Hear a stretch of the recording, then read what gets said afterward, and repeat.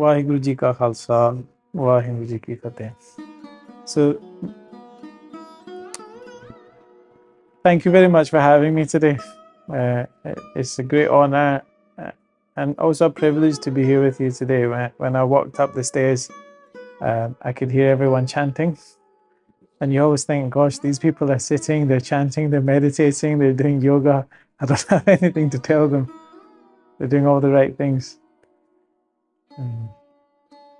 And then the topic is a hard one as well, isn't it? Like the essence of yoga. Like you can draw a little bit from it and boil it all down to that. It's not as easy as that. But I think maybe what we can do is delve into that together by questioning, right? The word itself, yoga, I'm sure many of you know what it means. Would anyone care to share a definition with me? Yoga. Don't be shy. Don't be shy. Is it between? Union between mind, body, and soul. Yeah, very good. Any other? Yoga. Yeah. How would you describe that?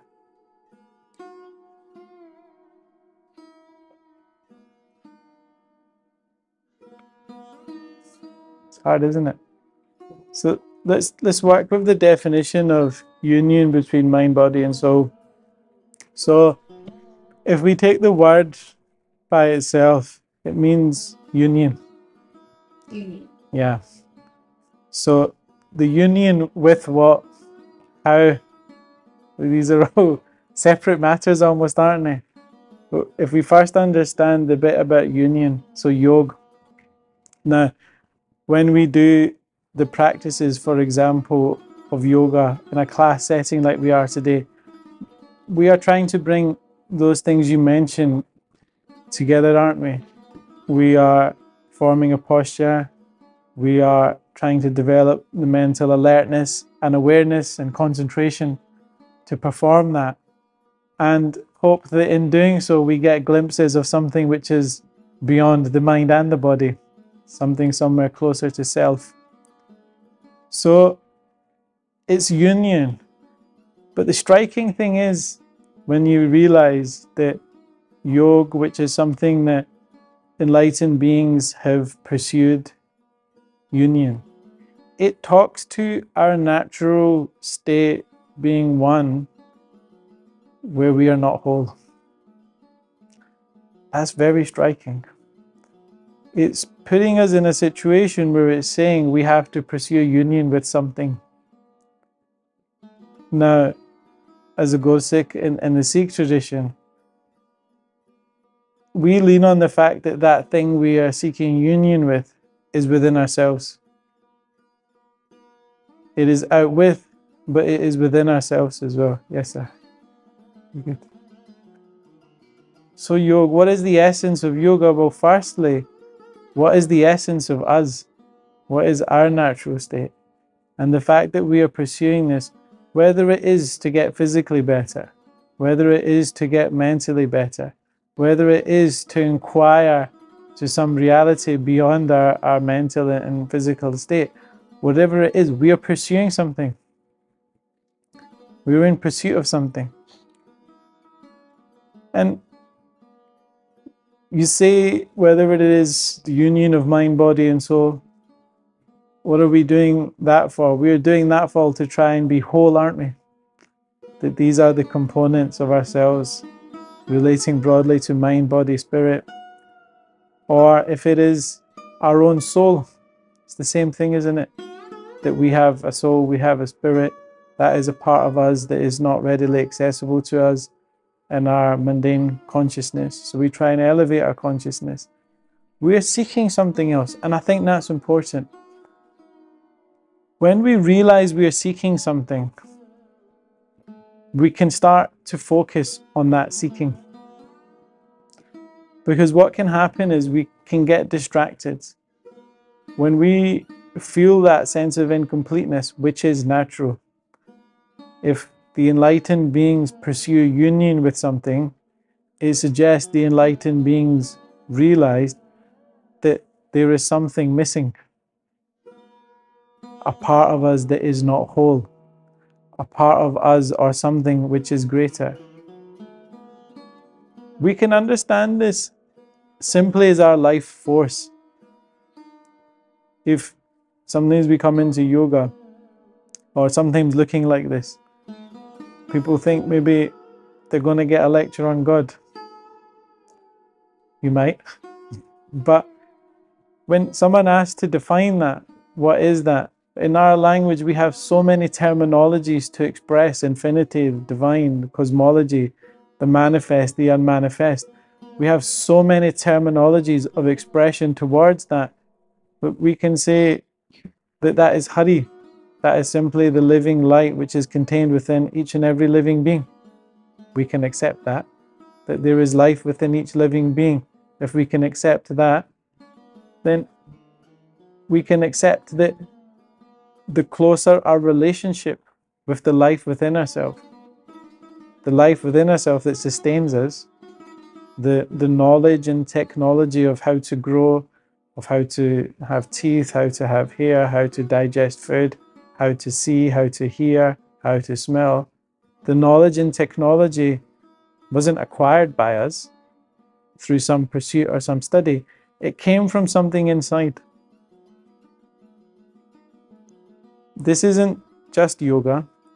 This isn't just Eastern traditions. You will find this in Greek traditions. You will find this in Aristotle. You will find these talk about the soul. And why is the soul so important? Because that is the essence of yoga.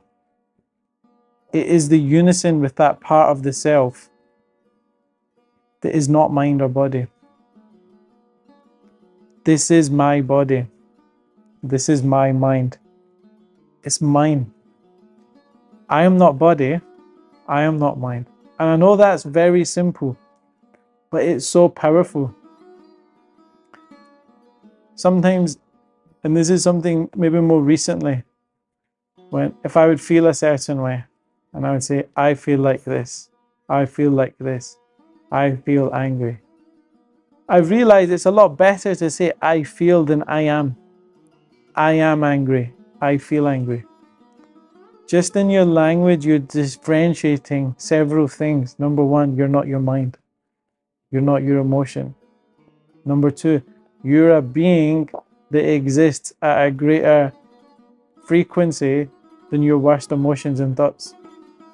That's very important, because emotions can be wild and thoughts can be wild. And if we over-identify with the mind, we become wild. Or we think we're wild. We're not. So the essence of yoga within that then is the knowledge of the self, isn't it? It's the unison. For us, we say Atam Paramatam, the Atma and God, that actually the soul, the living being within yourself and the divine being, it's the same thing.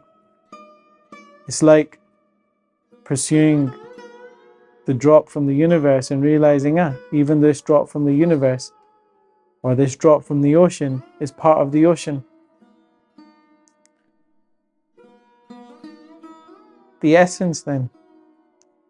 I think it's important, and we say this coming from Eastern traditions, where we see like a lot of drive around yoga, around materialism, a lot of it around even forms of spiritual exploitation.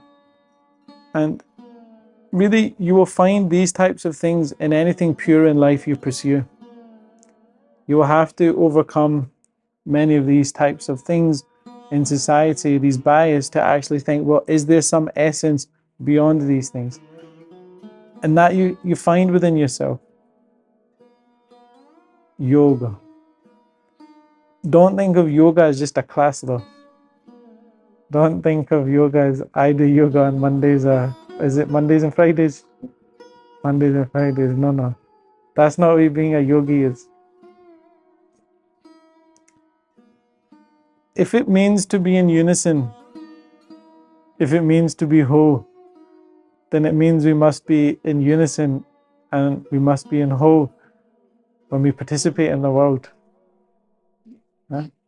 You do your yoga class, but your yoga practice is outside. So where there are many different forms of yoga, One of the forms or types of yoga that closely resonates with the Sikh tradition is Karma Yoga, is the action of practicing yoga through your actions, through your daily living, through your being. The Bhagavad Gita also speaks of this. So, in a way, it is when you understand that essence, it's not just about understanding the basis of something. It's not just about understanding it at the basic level. It's about applying that. It's about, can you make that transition from practicing yoga from a class, okay, in a physical way, we can make that transition of when we're sitting, we realize you drop your shoulders back, you lift your spine up, you keep your head high, you know? We can start to implement these postures in our daily movements. But what about the mental side of it? What about the alertness, the awareness, the concentration, the presence? And then unison. It's not just mind, body, and soul. When we start going into the mysticism of yogic traditions, not just within yogic traditions, but within many spiritual traditions, once you get into mysticism, then it doesn't matter necessarily what religion, culture, tradition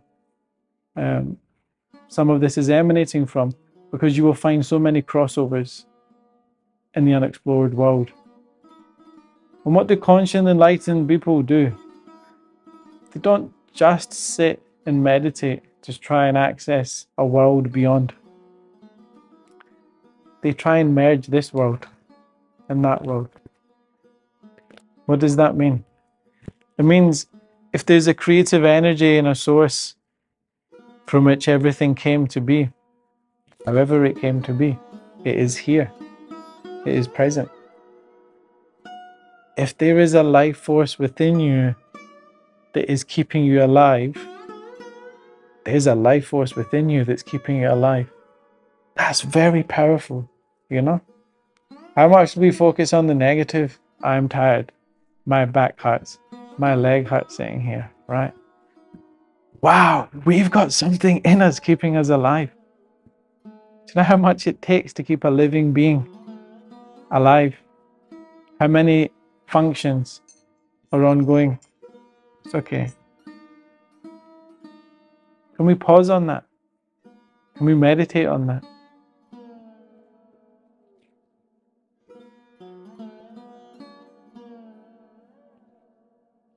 To me, this is about getting to know yourself.